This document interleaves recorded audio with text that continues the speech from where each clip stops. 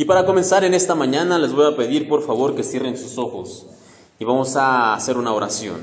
Bendito Padre Celestial, te damos gracias por la oportunidad de iniciar esta semana en tu casa y más importante porque podemos iniciar adorándote por medio de estos cantos que nuestros hermanos nos han llevado y también podemos iniciar conociendo más de ti a través de la predicación, a través de tu palabra. Quiero pedirte yo, Señor, por mis hermanos, para que cada uno esté completamente atento para poder entender lo que tú quieres enseñarnos, no solamente con la mente, sino con el corazón a través de tu Espíritu Santo.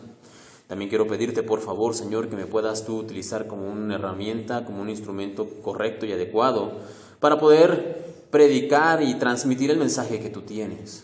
Bendito Señor, te pido tu ayuda para mis hermanos y para mí en esta hora y que podamos nosotros ser bendecidos e instruidos por medio de tu palabra y transformados por tu Espíritu Santo en nuestros corazones. Te pedimos esto, bendito Dios, en el nombre de tu Hijo, el Señor Cristo Jesús. Amén. Y en la semana anterior dijimos que estas 3 semanas, la semana pasada, esta y la próxima semana, si Dios lo permite, vamos a estar con la serie de sermones que se llama Para no correr en vano, que está basada precisamente en la epístola de Gálatas. Y el día de hoy, el mensaje se llama el papel de la fe, lo que consiste la fe, el papel de la fe. Y vamos a ver un poquito acerca, o vamos a estar viendo a través de Gálatas capítulo 3 y Gálatas capítulo 4. Y usted léalo, no solamente nosotros vamos a tomar algunos versículos. Si nosotros hiciéramos una exposición completa de cada versículo de lo que encontramos en Gálatas 3 y Gálatas 4, pues podríamos tardar muchos meses. Esto es un poco más un panorama muy amplio. Y lea usted, se lo recomiendo en esta semana, Gálatas 3 y Gálatas 4 para poder entender mejor lo que vamos a hablar hoy.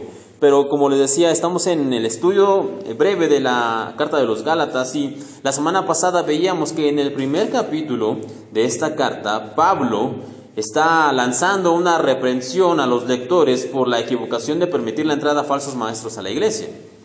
No solo la entrada, sino que estos creyentes habían errado completamente porque habían seguido un falso evangelio y esto había ocasionado para estos creyentes de Galacia que estuvieran corriendo en vano, como se llama la serie, estaban corriendo en vano en su caminar espiritual.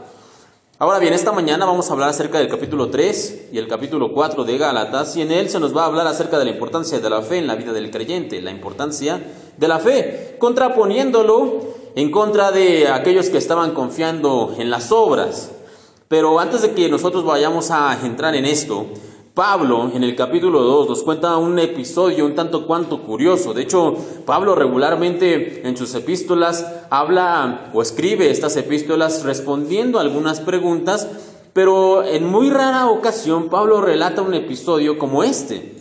Y es que en Gálatas 2, lo tiene por ahí si quiere seguirlo con la vista, Gálatas 2 del 11 al 14 dice lo siguiente: pero cuando Pedro vino a Antioquía, le resistí cara a cara, porque era de condenarse.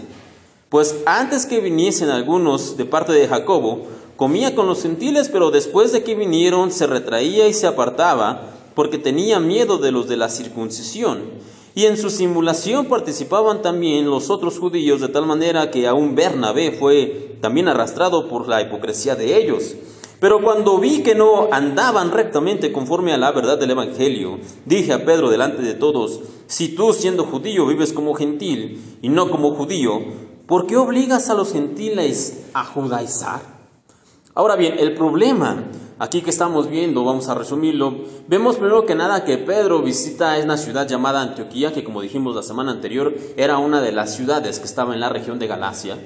Y Pedro al parecer va de visita, la misión de Galacia era un tanto cuanto conocida, así que Pedro decide ir a visitarla y llega.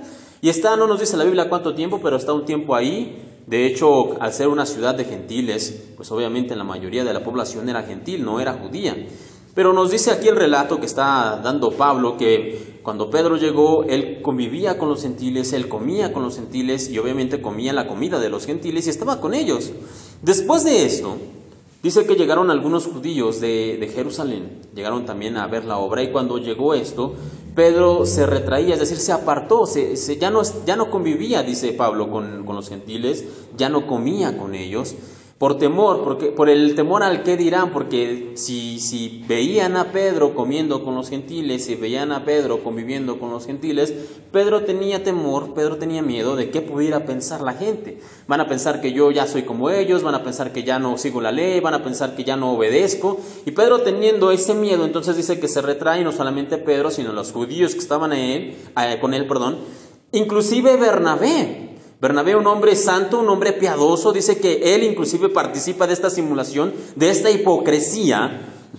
¿Por qué? Porque Pedro, nos dice el versículo 14, Pedro y los que estaban con él ya no andaban rectamente conforme a la verdad del Evangelio. Pedro y los que estaban con él ya no estaban caminando rectamente conforme a la verdad del Evangelio. Y ese es el problema de Pedro y de los que estaban con él, porque realmente se habían desviado del verdadero evangelio. Toda la carta o toda la epístola de Gálatas, vamos a ver que Pedro está haciendo una reprensión para aquellos que se están desviando del verdadero evangelio hacia un evangelio falso. Entre ellos estaba incluido Pedro.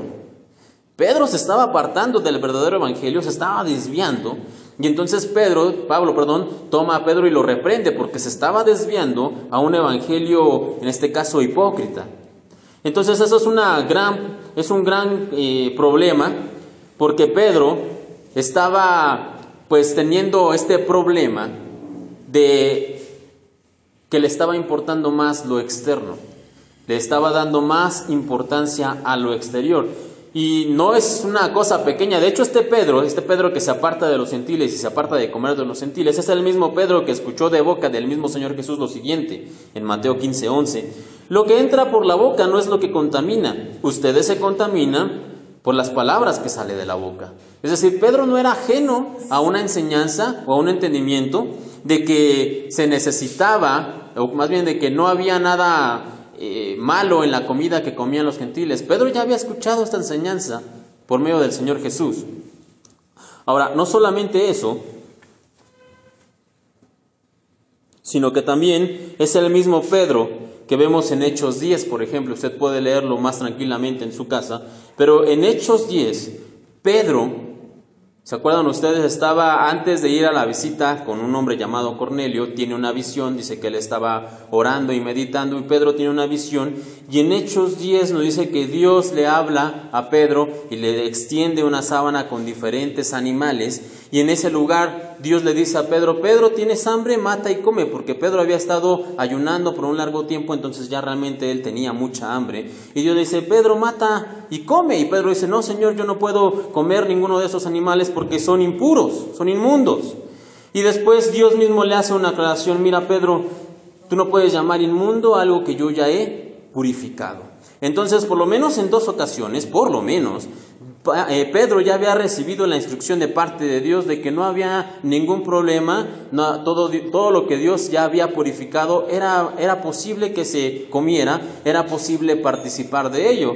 Así que, les decía, Pedro estaba cayendo en un problema, Pedro estaba cayendo en un error. ¿Cuál es el error? Bueno, el error es que Pedro estaba mirando lo externo.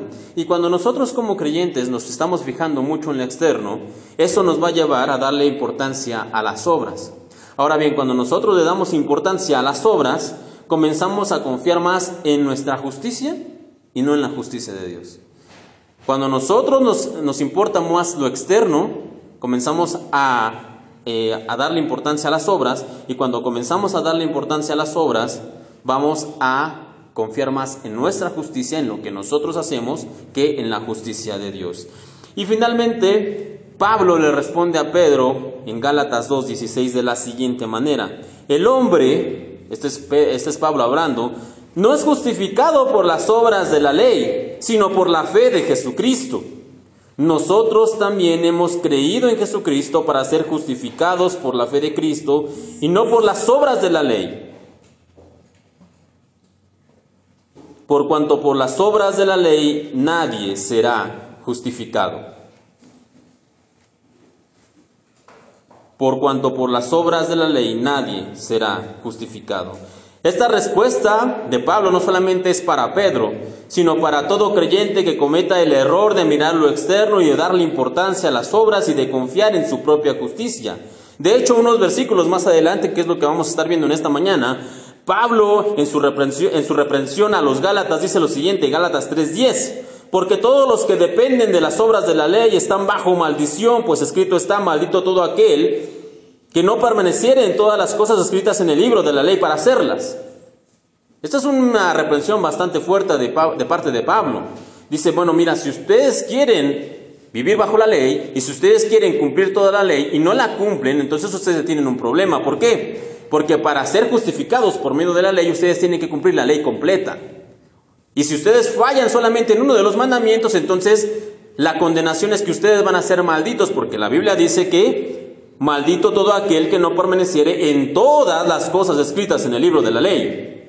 Así que, ¿cuántos de nosotros podríamos decir que cumplimos toda la ley? ¿Alguien de aquí puede levantar su mano?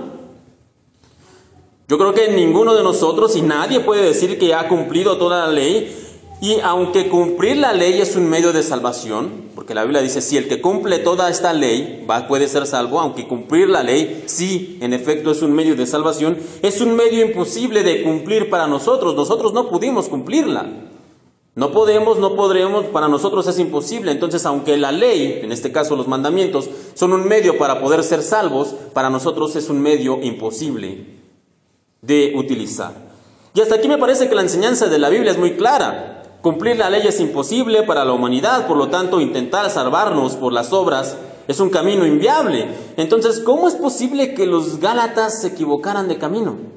Y no solamente los Gálatas, ¿cómo es posible que hasta el día de hoy muchos creyentes sinceros, muchos cristianos crean todavía que es necesario hacer obras para poder tener algo de salvación o para poder complementar la salvación o peor aún, para poder alcanzar la salvación? ¿Cómo es posible? Bueno, eso se debe a que no entendemos el verdadero papel de la fe en la vida del creyente. No comprendemos realmente de qué se trata la fe. Ahora, un pensamiento que se suele tener en común en las iglesias es que la fe y la gracia son ¿de dónde? Del Nuevo Testamento. La ley y las obras, ¿de dónde son?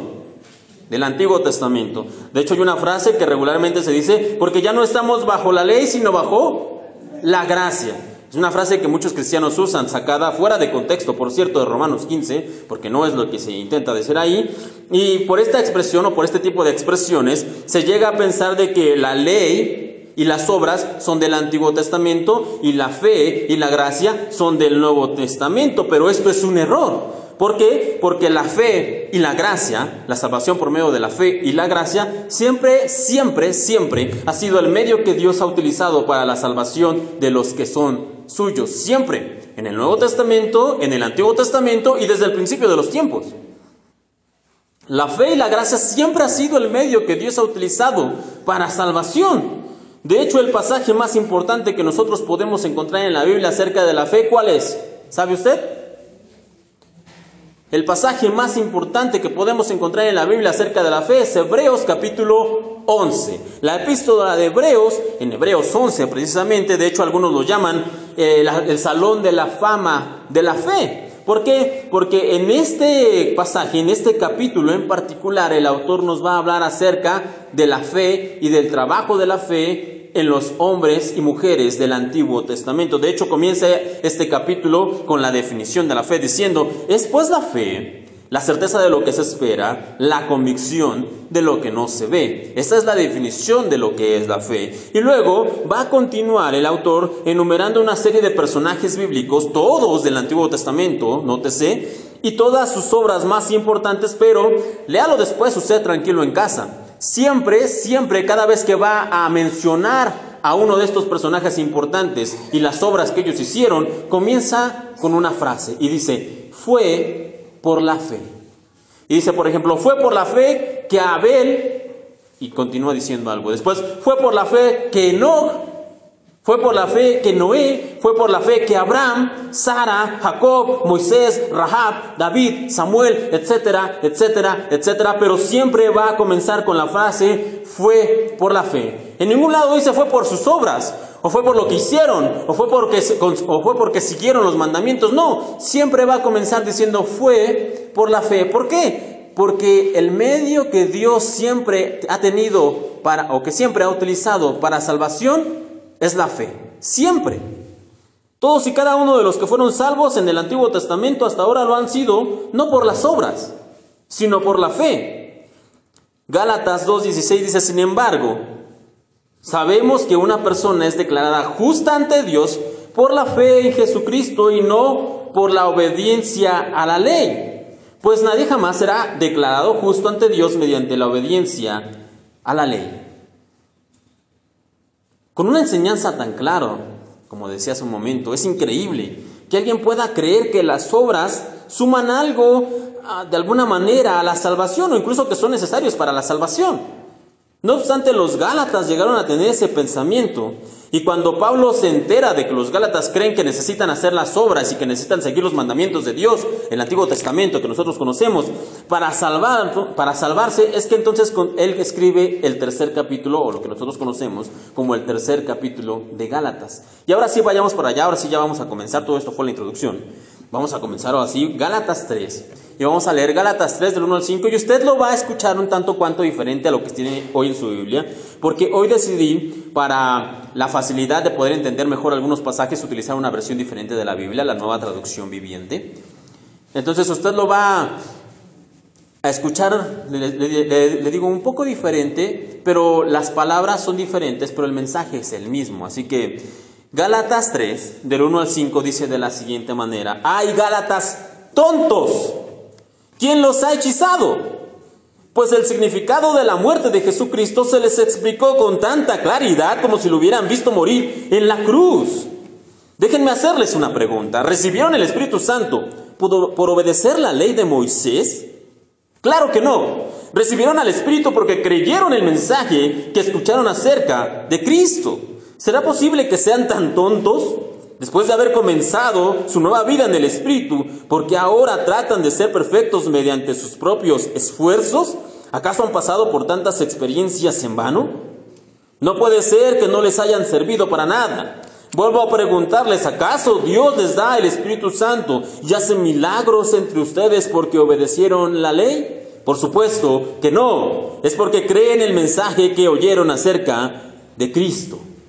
Entonces aquí, realmente, si nosotros lo leemos, por ejemplo, en esta versión, de hecho desde la Reina Valera se entiende un poquito la molestia de Pablo, pero en esta versión se entiende aún mejor.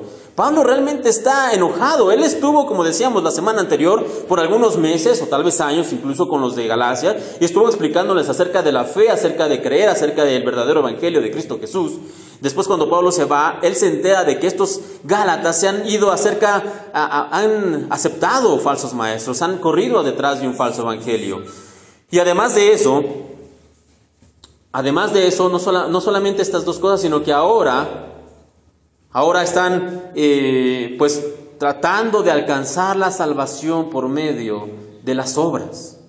Y Pablo se molesta, y Pablo por eso escribe esto.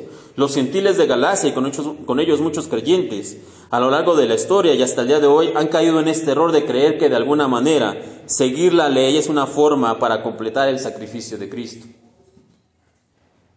Que es necesario judaizar. Judaizar, dijimos la semana anterior, que es llevar a cabo las prácticas propias del judaísmo. Los hace más aceptables delante de Dios.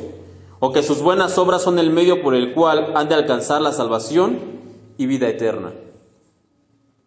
Estos Gálatas creían esto. Así que para refutar o para echar por tierra esta manera de pensar, Pablo a continuación va a utilizar lo que yo llamo el método Jenga. Y quiero explicar un poquito acerca de qué es esto del método Jenga. ¿Conocen lo que es el Jenga? ¿Alguno de ustedes ha jugado el Jenga? El Jenga es un juego que se utiliza, es una serie de palitos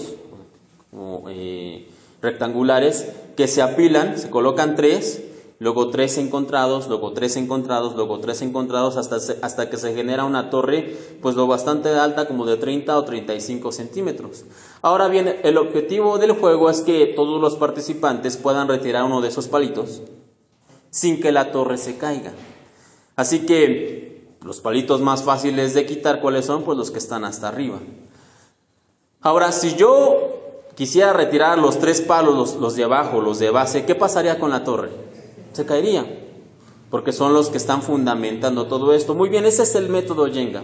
Lo que va a hacer Pablo a continuación, en Gálatas 3 y en Gálatas 4 es tirar por tierra, es quitar esos 3 palitos que están fundamentando la torre de lo que estos Gálatas están creyendo, de que creen que se puede alcanzar la salvación por medio de las obras.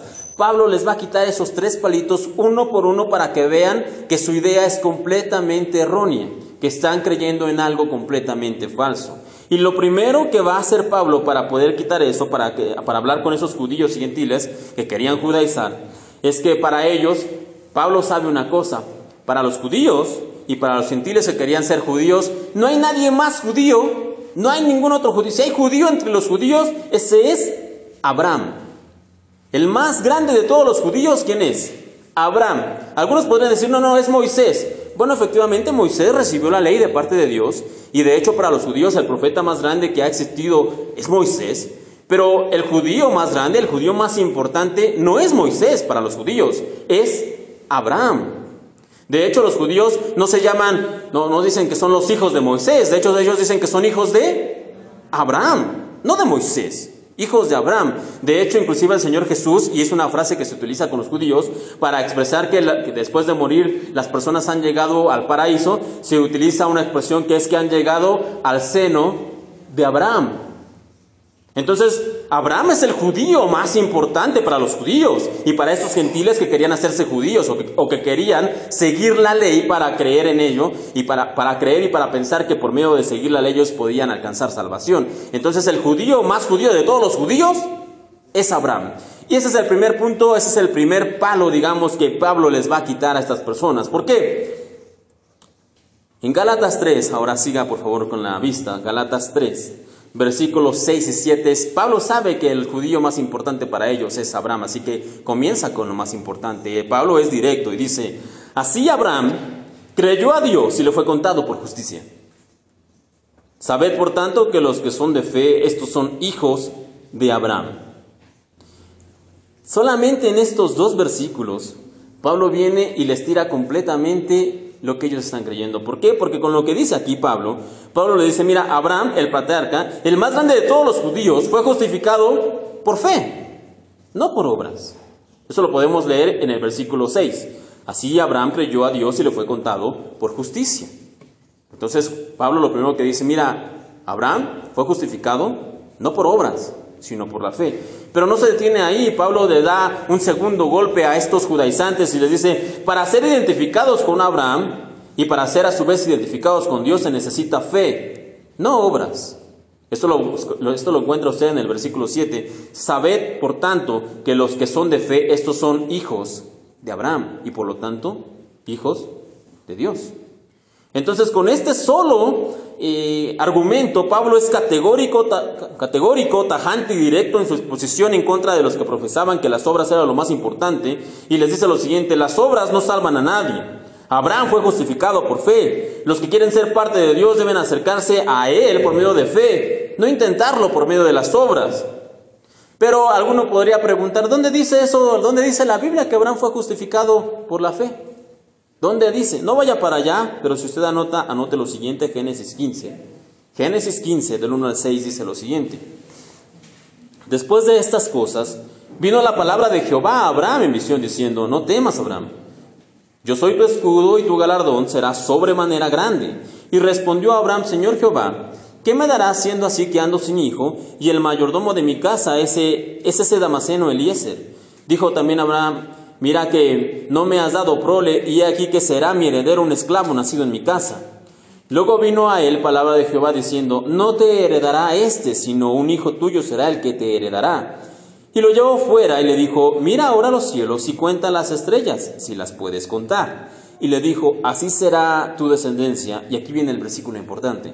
Y creyó a Jehová, Abraham en este caso, y creyó a Jehová, y le fue contado por justicia. Ahora bien, aquí hay un problema, por decirlo de alguna manera, porque nosotros conocemos la historia de Abraham. Nosotros sabemos que Abraham después tuvo Isaac, nosotros sabemos que Isaac tuvo hijos y de ahí vino la descendencia y que fue muy muy grande. Nosotros ya conocemos la historia, nosotros sabemos acerca de Israel, nosotros conocemos que todo salió bien para Abraham, todo fue bueno, todo salió correcto. Nosotros ya sabemos la historia, pero para comprender a cabalidad debemos ponernos en los zapatos de Abraham en ese momento. para poder realmente entender por qué Abraham fue justificado al creer. Porque primero que nada, Abraham, cuando sucede este episodio, tenía ya cerca de 100 años. Imagínese usted, y Sara, su esposa, tenía más o menos unos 90 años, 90 y algo de años. No eran unos jovencitos, ya era gente grande. Ahora, no solamente eso, no es que no habían intentado tener hijos, se les había ido la vida intentando. Ya tenían muchos años de casado, unos 50 o 60 aproximadamente años de casados, y durante 60 años lo habían intentado una y otra y otra y otra y otra vez, pero Sara nunca había podido quedar embarazada, nunca habían podido tener un hijo. No es que no lo habían intentado, se habían cansado de intentarlo. Abraham está cansado y el texto también nos da a entender de que Abraham tenía cierto temor por su vida. No está muy claro el por qué, pero al parecer Abraham tenía un temor. No sé si tenía algún enemigo. Algunos dicen que posiblemente tenía un enemigo porque un capítulo antes había atacado a algunos para liberar a su sobrino, y posiblemente por eso es que Abraham tenía temor. Otros piensan que Abraham tenía temor porque ya sentía cerca de morir, ya se sentía viejo, ya tenía, reitero, más de 100 años o cerca de 100 años, y por lo tanto él ya se sentía como que en sus últimos días, aunque todavía le faltaba un montón de tiempo para morir, pero él ya se sentía como que ya estaba grande, ya estaba viejo, y tal vez por eso él ya tenía miedo. Y por eso es que el Señor se le presenta y lo primero que le dice a Abraham: Abraham, no temas, yo soy tu escudo. Pero Abraham al parecer tenía miedo por su vida. Y no solamente eso, dice el texto que Dios lo toma fuera. Y léalo, ¿qué le promete Dios a Abraham? ¿Qué le promete? ¿Qué le prometió en lo que acabamos de leer cuando dice que lo sacó, lo llevó fuera de la tienda? ¿Qué le prometió? Algunos podrían decir que iba a tener un hijo, ¿no? Dios no le prometió que iba a tener un hijo, porque a veces solemos pensar eso. Dicen, es que Dios le prometió un hijo a Abraham. No, Dios no le prometió un hijo a Abraham. Dios le prometió que su descendencia iba a ser tan numerosa como las estrellas. Porque si viene Dios con Abraham de 100 años y Sara de 90, le dice: mira, Abraham, yo te voy a dar un hijo. Bueno, hasta cierto punto podríamos decir, bueno, que Dios te prometa un hijo podría ser fácil, ¿no? Hasta cierto punto podríamos pensar, no importa la edad de Abraham o de Sara, pero que Dios le prometa un hijo podría ser hasta cierto punto fácil. Pero Dios no le promete a Abraham un hijo. Dios le promete a Abraham que su descendencia va a ser tan incalculable como el número de las estrellas. Esa es la promesa que Dios le hace a Abraham. Y eso es lo que cree Abraham, porque cuando sale Abraham de la tienda y ve las estrellas y escucha la palabra de Dios, que Dios le dice: mira, Abraham, cuenta las estrellas si es que puedes.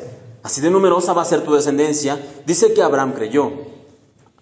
Y esto es increíble, ¿verdad? De verdad, hermanos, por eso le digo, de repente tenemos que ponernos en los zapatos de Abraham y olvidar que conocemos la historia, olvidar que conocemos que va a llegar Isaac y que va a llegar la nación de Israel y que de ahí van a ser el Mesías. Olvidemos por un segundo eso y pongámonos en los zapatos de Abraham. Y Abraham sale de la tienda y escucha que Dios le dice: mira, Abraham, tu descendencia va a ser enorme. Y dice que Abraham cree.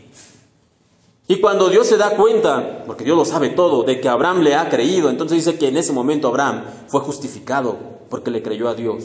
Y no es que le creyó que Dios le iba a dar un hijo, no. Abraham le creyó que Dios le iba a dar una descendencia gigantesca. Eso es lo que creyó Abraham. Y por lo tanto, en esa fe es que Abraham es justificado.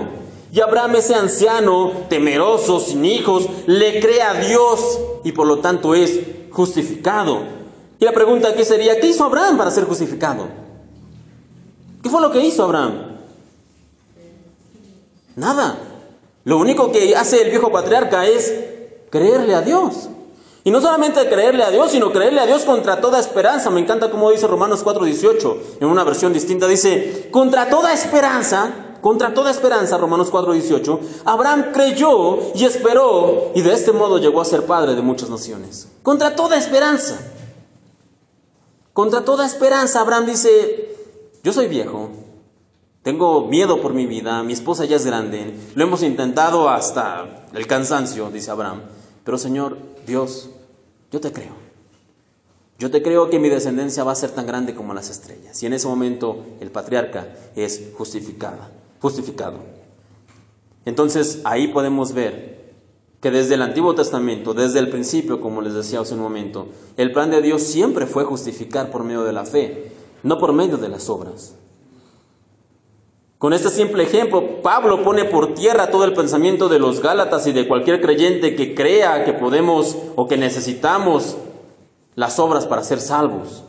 que necesitamos guardar la ley, que necesitamos guardar los mandamientos, que necesitamos observar algún día o alguna festividad o de manera moderna, que necesitamos ciertos requerimientos humanos como vestimentas o comer cierta comida o escuchar o no escuchar cierto tipo de música o cualquier otra regla humana. No es necesario, lo único que necesitamos es fe.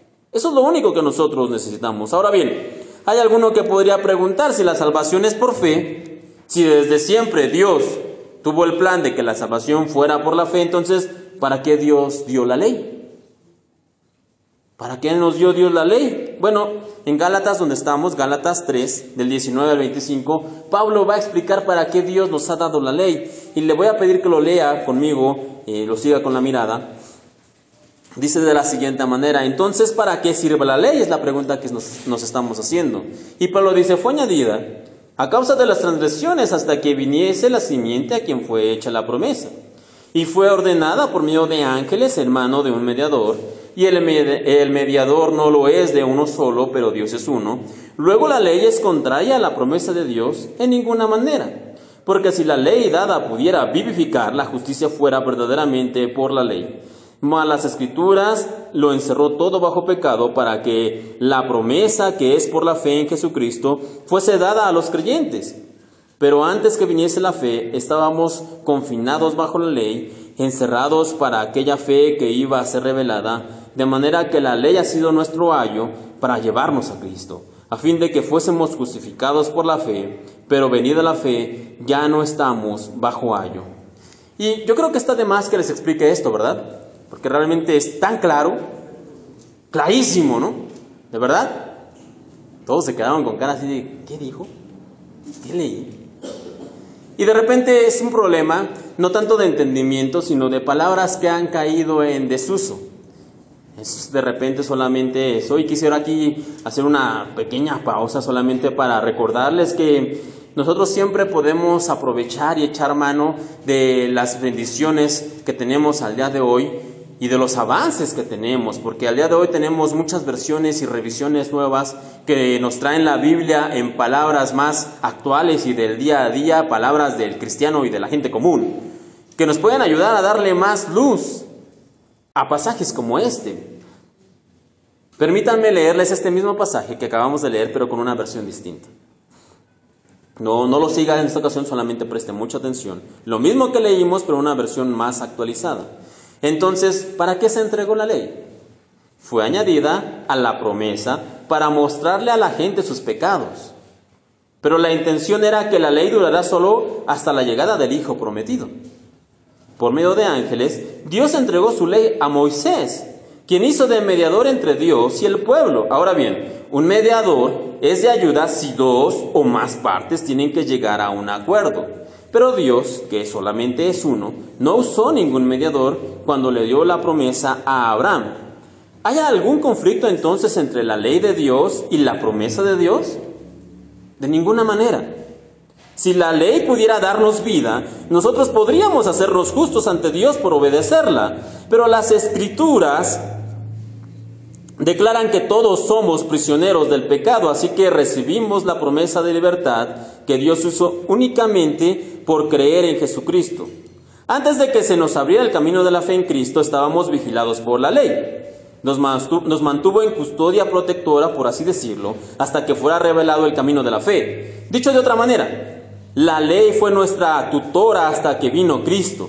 Nos protegió hasta que se nos declaró justos ante Dios por medio de la fe. Y ahora que ha llegado el camino de la fe, ya no necesitamos que la ley sea nuestra tutora.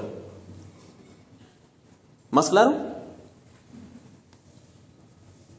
En otras palabras, lo que está diciendo aquí el apóstol, mira, Dios nos entregó la ley solamente para dos propósitos. El primero es mostrarnos que nosotros somos pecadores.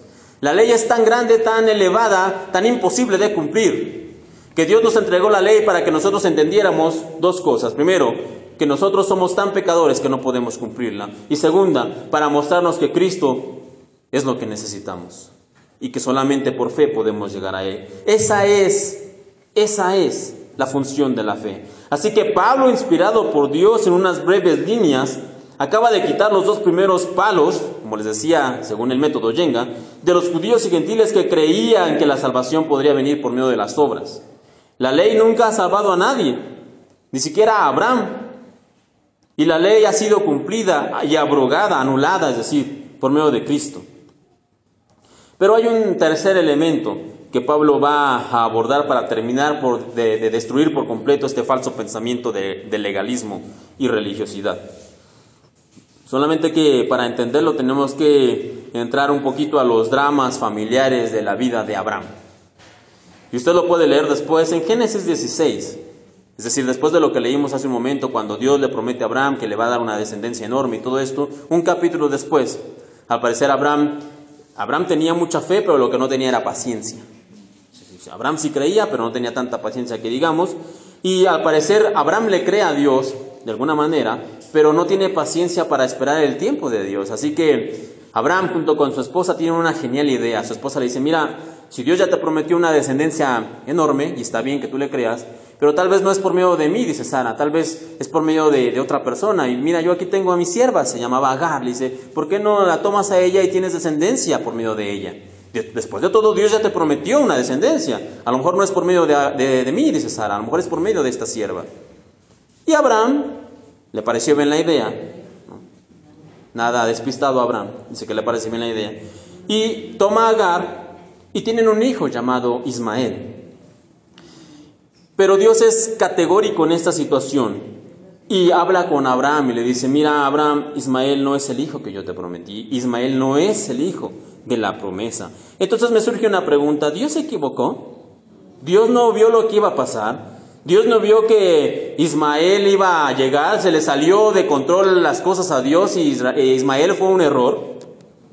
No, Dios permitió este error, entre comillas, digamos, esta situación de Ismael, para poder mostrarnos la misma historia que siempre nos ha demostrado en toda la Biblia. Si en toda la Biblia la fe es el camino que siempre ha utilizado Dios para salvación, también Dios siempre ha utilizado el mismo método para llamarnos a nosotros. Tenemos dos opciones. Siempre ha sido el mismo método. Con Adán, por ejemplo, es, mira Adán, tienes tú dos opciones. Puedes comer o no comer del fruto, tú decides. Siempre ha habido dos opciones. Con Abraham se le presentó Dios y dijo, bueno, Abraham, tú puedes elegir a Isaac o puedes elegir a Ismael. Uno es el hijo de la promesa, otro es un hijo de una esclava. Con Moisés también se le presentó la opción de elegir. A Moisés le dijo, mira Moisés, tú puedes elegir seguir en Egipto o puedes elegir servir a Israel.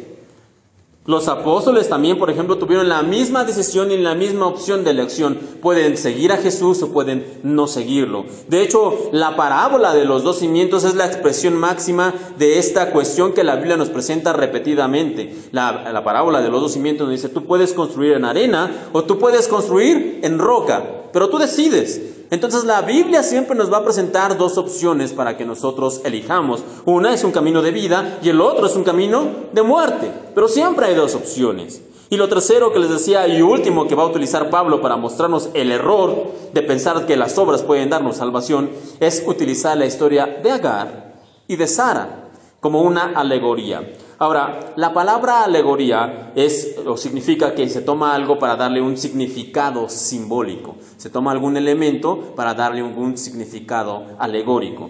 Y en Gálatas 4 dice lo siguiente, esto es un poco largo, pero lo tenemos que leer para poder entenderlo. Escúchelo usted, por favor.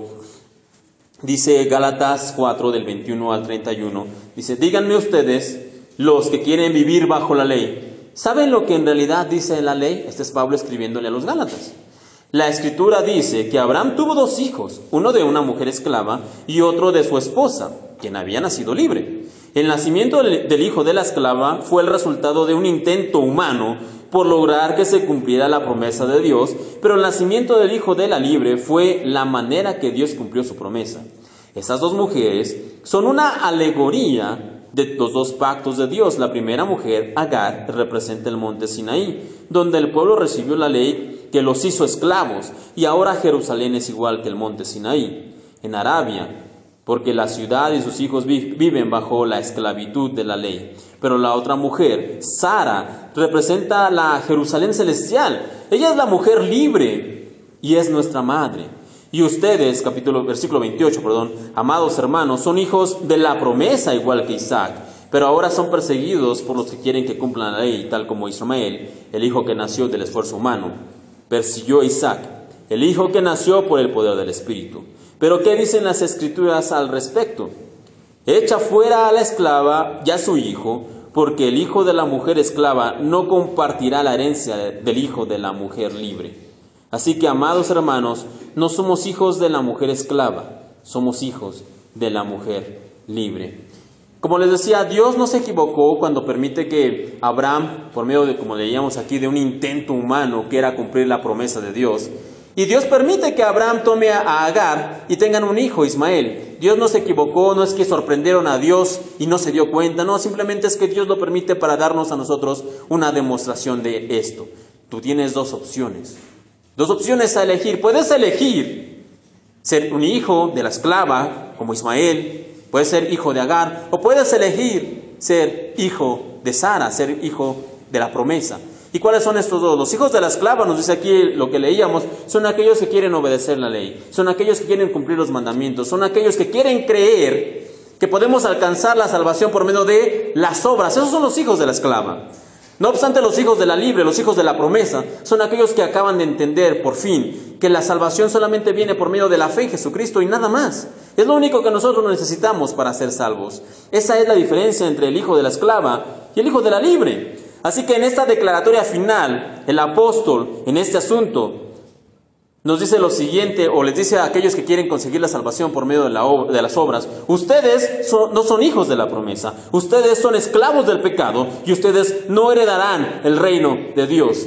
Eso es lo que pasa si nosotros queremos conseguir la salvación por medio de las obras. Y no sé ustedes, pero aquí tengo una gran pregunta y un gran problema. Si esto es tan claro, porque la verdad es clarísimo, lo único que nosotros necesitamos para salvación es fe y es creer en Jesús. Si esto es tan claro, ¿cómo los Gálatas, y no solamente los Gálatas, sino muchos creyentes hasta el día de hoy, siguen desviándose del camino recto a querer un camino donde la salvación se consigue por medio de las obras? ¿Cómo es posible que los Gálatas y creyentes hasta el día de hoy se desvíen? ¿Cómo es posible? Y aquí tengo que explicárselos. Voy a utilizar un ejemplo un tanto cuanto raro. Y en la epístola según Indiana Jones, capítulo 3, no sé si ustedes han visto las películas de Indiana Jones, si no, lo pueden ver. No, pero en la película de Indiana Jones, La Última Cruzada, que es la tercera de las películas de este personaje ficticio, se hace la búsqueda de lo que se conoce como el Santo Grial. El Santo Grial es la copa que utilizó Cristo en la Santa Cena, según esta historia. Y entendiendo obviamente que es una historia de ficción, nace de la pluma del escritor, todo esto no es irreal, es falso, pero en esta película, esta tercera película, ahí está la búsqueda del Santo Grial. Eso es lo que están buscando. Y ya casi para finalizar la película, encuentran supuestamente el lugar donde está escondido el Santo Grial. Y obviamente, como en cualquier película que se respeta, hay uno bueno y uno malo. Y el explorador malo entra, y también Indiana Jones entra, y hay muchas copas. Y el que está ahí vigilando le dice: bueno, tienes que elegir cuál es la copa, cuál es el Santo Grial, cuál es la copa de Cristo, le dice él. Y el malo se adelanta a buscar, y está viendo las copas y dice: sí, esa debe ser una copa grande, de oro, un montón de joyas preciosas, incrustaciones. Dice: esta debe ser la copa de un rey. Toma la copa, pero se equivoca al elegir y muere en el momento porque ha elegido mal, no eligió la copa correcta. Nuestro personaje, Indiana Jones, el personaje de la película, pues entendiendo, él usa una lógica diferente. Dice: no puede ser ninguna de estas copas preciosas de oro, de metales preciosos, no puede ser. Debe ser la copa de un carpintero. Entonces comienza a buscar y encuentra por ahí al fondo la copa más pequeña, toda oxidada, viejita. La copa, dice: esa debe ser la copa de Cristo, esa es la copa de un carpintero. Y la toma y acierta, esa realmente, según la película, es el Santo Grial, es la copa de Cristo. Ahora, yo sé que esto es muy raro. ¿Y por qué les cuento esto? Bueno, porque este es un error no solamente común en el malvado de la película de Indiana Jones, sino también es un error muy común con los cristianos. Nos dejamos llevar por la apariencia exterior. Somos muy dados a dejarnos llevar por lo externo, por los adornos que se le puedan poner a la fe.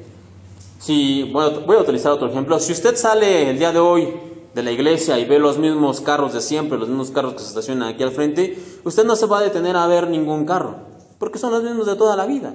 Ninguno le llama la atención, pero si hoy al salir de aquí, en el frente, y lo digo con fe, se encontrara un Lamborghini, ¿no?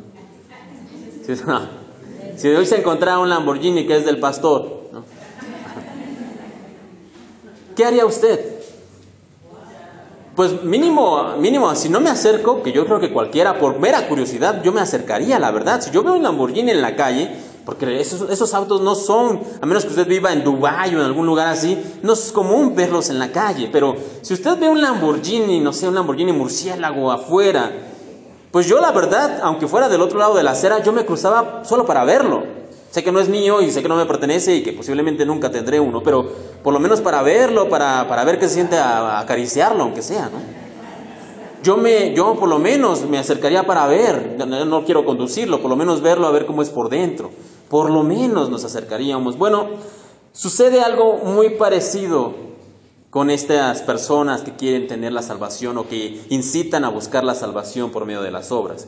Si usted va a una iglesia como esta, una iglesia normal, una iglesia común, donde la alabanza es como esta alabanza, la predicación es como esta predicación, pues realmente usted no va a ver nada diferente. Si usted va de visita, lo invitaron y usted va, no va a ver nada diferente, pero por lo contrario, si usted va a una iglesia donde, o se entera de una iglesia donde, no, es que los miembros ahí solamente cantan ciertas alabanzas porque son alabanzas que le agradan a Dios, Ahí de verdad cantan cierto tipo de alabanzas porque en ese lugar solamente se cantan ciertos himnos que es más, al parecer el mismo Señor Jesús los escribió, de verdad.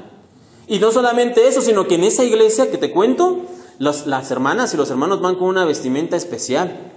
No solamente traje y corbata, sino incluso las hermanas se ponen velo y los hermanos no se pueden dejar barba ni bigote porque no, eso no le agrada a Dios.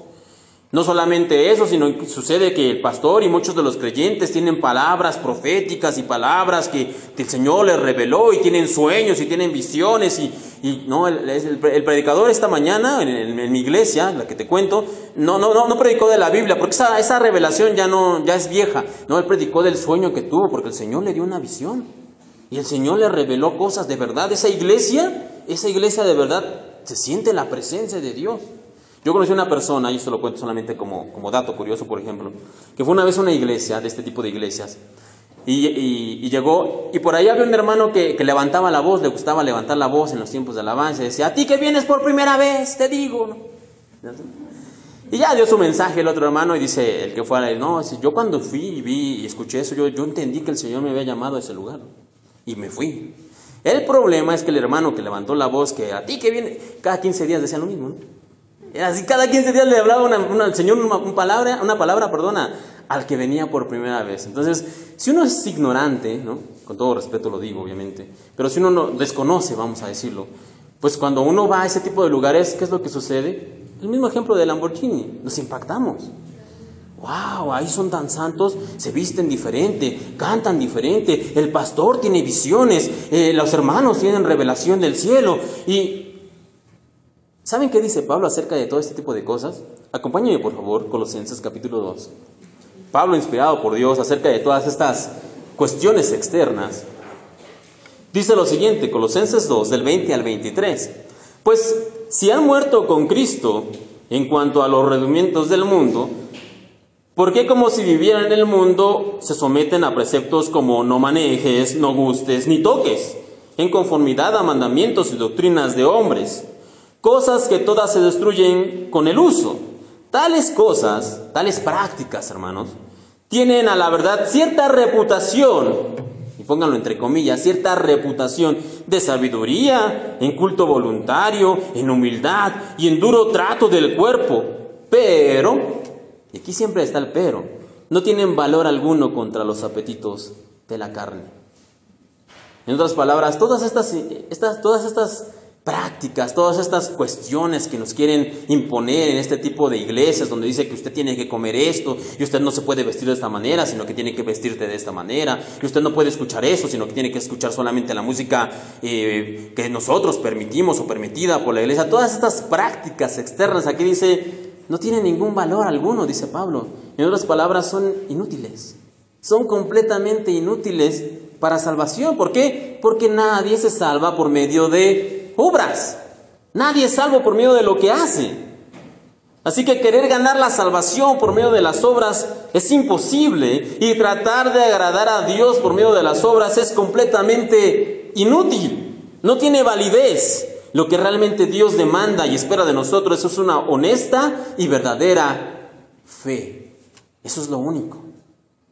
Así que, hermanos, debemos nosotros, como los hermanos de Galacia, tener cuidado de no caer y de no ser llamados ni ser atraídos por estas prácticas. Porque de verdad, si uno va a esta iglesia y entra y el coro es enorme, 55 personas en el coro, y tienen toda una orquesta y se siente un ambiente, y los hermanos entran con ciertas vestimentas y el pastor comienza a hablar acerca de que ayer Dios le dijo y le habló una revelación tomando el café con Dios. El Señor le dijo. Imagínese usted. Claro que nos vemos sorprendidos y decimos, no, en ese lugar con tantas prácticas, con tantas cuestiones de obras que se realizan, por supuesto, ahí deben ser tocados por la misma mano de Dios. Lo cierto es que solamente son obras. Y estas obras, como hemos estado viendo en esta mañana, las obras no nos llevan a la salvación, no nos suman realmente nada. Lo único que nosotros necesitamos es fe verdadera y honesta en el Señor, solamente fe. Así que es posible que hoy muchos aquí, y eso espero realmente, que no solamente muchos, sino que todos sepan que somos salvos por fe y que digan, bueno, es que si eso yo ya lo sabía. Yo ya sabía lo que estaba predicando, hermano, eso yo ya lo sabía, ya lo entendía, ya lo conocía, está de más que me lo diga. Bueno, si ese es su caso, hermano, qué bueno, gloria a Dios. Tome esto en esta mañana solamente como un repaso, como un apoyo para que usted siga fortaleciendo la fe correcta. Si usted está en ese caso, gloria a Dios, qué bueno, si usted ya lo sabía. Pero tal vez haya algún otro que diga, bueno, yo no lo tenía del todo claro, yo no entendía si era fe, si era obra, si se combinaba, si tenía que hacer un combo, un mix. Pero si el día de hoy ya ha quedado claro que lo único que necesita es fe para salvación, entonces eso también es bueno. Incluso tal vez alguien aquí haya estado siendo en las últimas semanas o en los últimos meses atraído a esas prácticas porque son atrayentes. Cuando vemos que tienen una vestimenta especial y un código, hasta dicen palabras en hebreo, Shalem, Jehová Nisi, Jehová Jireh. No, pues suena bonito, comen carne kosher como los judíos. Festejan las fiestas, el Sukkot, respetan el Sabbat. Es atrayente. Si usted últimamente, reitero, se ha visto atraído o inclusive está dentro de estas prácticas inútiles y usted ha estado viviendo en ellas, pues bien, mi deseo es que la palabra de Dios, no yo, sino que la palabra de Dios, lo que hemos leído, lo que contiene aquí, y el Espíritu a través le traiga la verdad, le traiga luz y le traiga libertad a su vida, para que se pueda conducir en la fe verdadera al Hijo de Dios. Ese es mi deseo.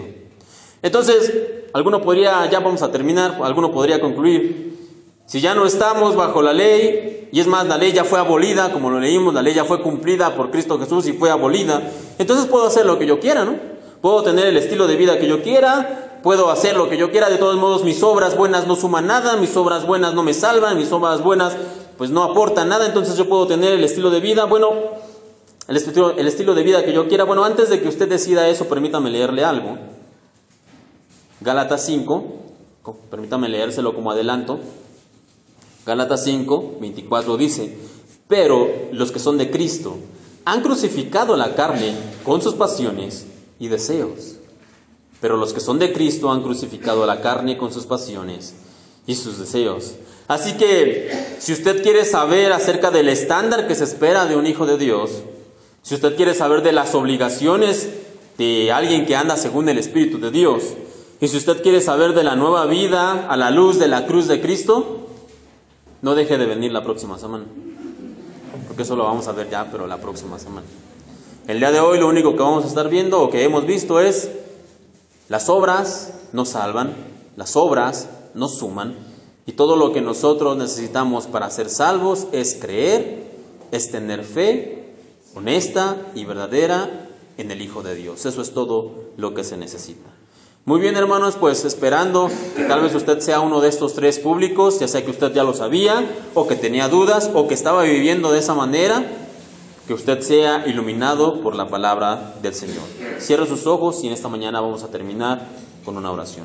Bendito Padre Celestial, Te damos gracias en esta hora por la oportunidad de estar aquí en tu casa para escuchar tu palabra. Y Señor, es mi oración, juntamente con mis hermanos, que todos los que estamos aquí presentes podamos realmente entender en tu sabiduría, la sabiduría que trae tu palabra, que lo único que necesitamos es creer en tu Hijo, creer en su sacrificio, creer en su resurrección.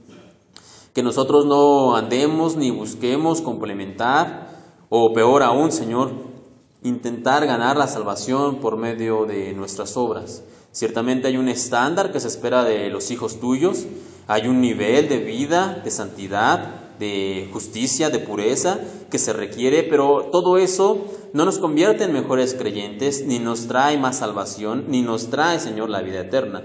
Todo esto lo obtenemos solamente por pura y mera fe. Lo demás, la vida que te agrada, la vida que tú, Señor, demandas de nosotros y el estándar que tú esperas de tus hijos, es por medio de la fe y para mostrar que ya hemos creído.